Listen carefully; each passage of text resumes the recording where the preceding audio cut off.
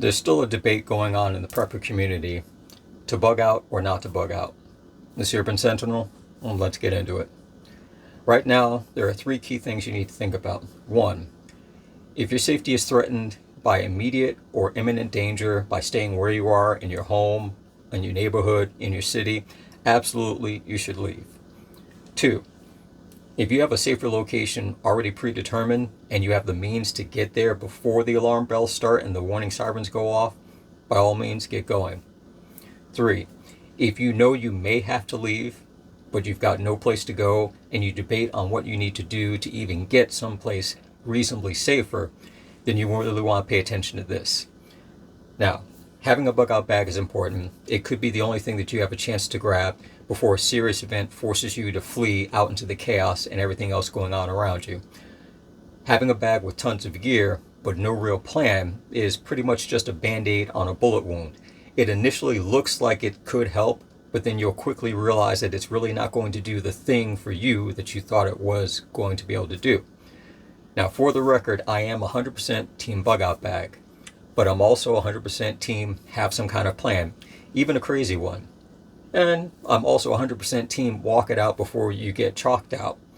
Now, speaking directly to my fellow urban and suburban viewers, the woods, the forest, them there hills, any place that you may envision as being the place to relocate during an SHTF scenario that you're in, just think about these numbers. Now, yes, this is a generalization, but you'll get the point. East Coast, West Coast, Great Lakes, Gulf Coast, Missouri-Mississippi River area. If you live in these areas, you are part of the most densely populated areas in America. Large cities of 1 million plus, medium-sized city, 500,000 plus, small cities, 100,000 plus. Hit those large towns, 75,000, medium towns, 50,000, all the way down to the small towns of 25,000. They are nestled and nudged up against each other, forming chains of population strung together by hundreds of thousands to a few million residents in just under small areas of 100 miles or more, right down the line of most major interstates and state highways. Now, they can ripple out from a single large city, and you have rings of small towns and medium-sized cities all around it, still making a population density of several hundred thousand to several million in that one area.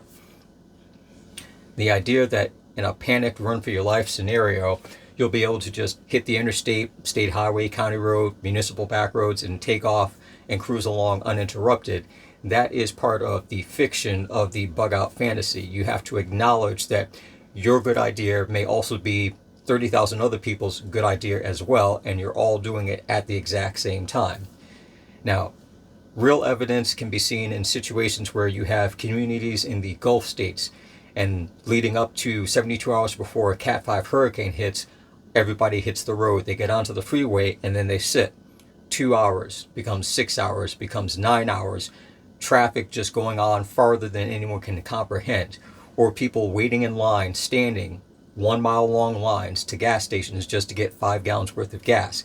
Being out there for 3 hours, 6 hours again, all day long waiting. Maybe you've seen wildfires on the news in your area on Monday night, and in a town 50 miles away is pretty much burned to the ground.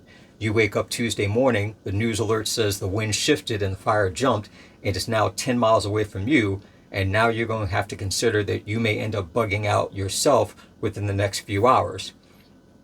Maybe you were on a city bus during an earthquake, and the bus driver managed to maintain control as the road ripped apart.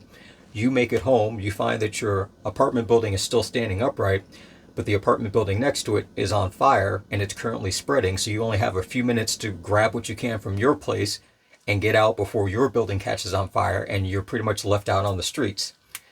And some of you, maybe even in that evacuation process, has experienced the frustration of driving to a motel, they're full, driving to another motel, they're full, going to every single dingy side of the road, grimy place that you could possibly find, and you think nobody would want to stay there, and they're all filled up because the people that left just a minute or two before you are the ones that got to those places and took those rooms 1 minute or two before you got there.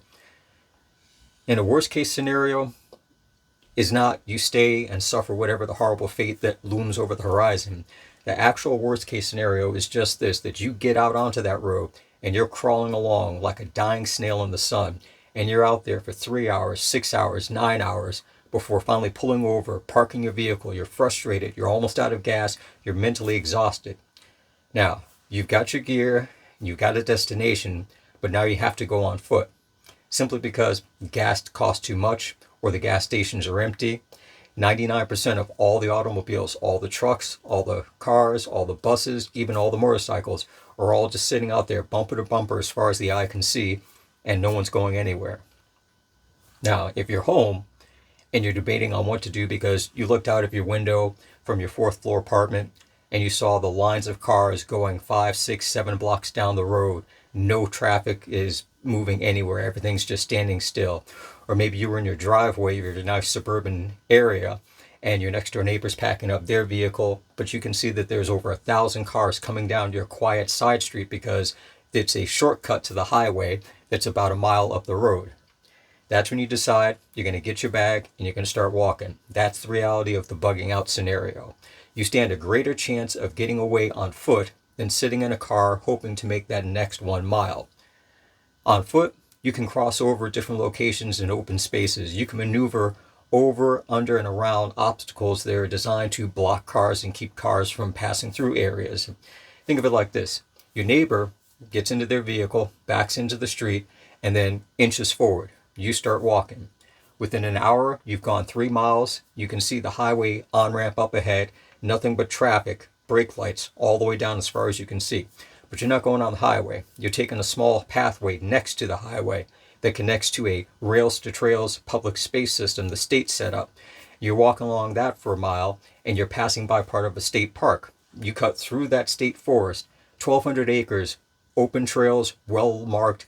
You move along, you've traveled 2 miles out the other side where the highway comes across. All those other vehicles that were on that on-ramp have to travel 8 full miles to get all the way over to that one spot where you're at, and you did it in 2 miles. That is the advantage of being on foot.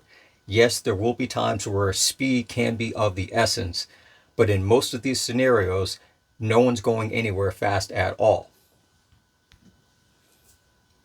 And in that 1 hour's time, your neighbor, who lived right next to you, only made it about 1,000 feet up the road, 2 blocks at the most in that same time period. So they're once again sitting in their vehicle, crawling along.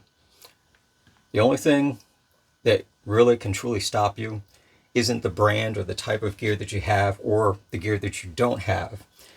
It's not having that unstoppable drive to take one more step, to make it the next mile, and then the next mile after that, and the next mile after that.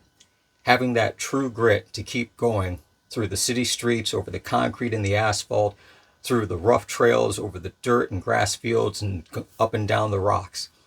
Pushing yourself to that next horizon and not resting until the last rays of the sunset go down. And you have to think to yourself, what kind of mindset does it take to achieve that? And what could a person like that be capable of?